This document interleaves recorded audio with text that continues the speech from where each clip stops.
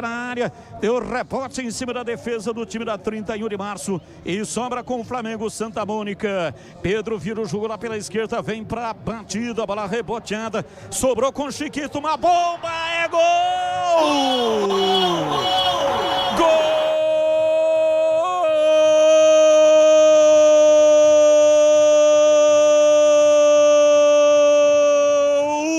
Flamengo!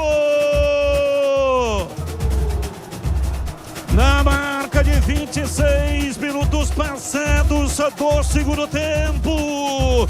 Depois da cobrança e escanteio, a bola na área, deu rebote, voltou para Chiquito, que tinha acabado de entrar. De perna direita, ele mandou uma paulada. Mandou no fundo do gol, a bola bateu lá dentro e fez chorar. A bola gosta de rede, é de rede que a bola gosta. Chiquito! Chiquito amplia para o time do Flamengo Santa Mônica no lendário estádio Moisés Lucarelli. Chiquito! Chiquito! Chiquito, Chiquito, Chiquito, Chiquito, Chiquito, camisa 18. É ele! É ele! É ele! É ele!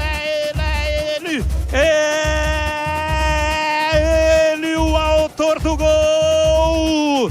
Flamengo Santa Mônica 2, 31 de março, Novo Horizonte 0.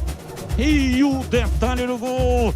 Detalhe do gol aqui na Bandeirantes é seu Pedro Piscinato. O Chiquito quase que praticamente no seu primeiro toque na bola acerta um belo chute e estufa a rede do goleiro mineiro. Chiquito, camisa número 18 da equipe do Flamengo Santa Mônica, marca o seu primeiro gol no campeonato municipal e o segundo do Flamenguinho nessa decisão. Chiquito, de perna direita, faz explodir a torcida flaconha no estádio Moisés Lucarelli. Batistão.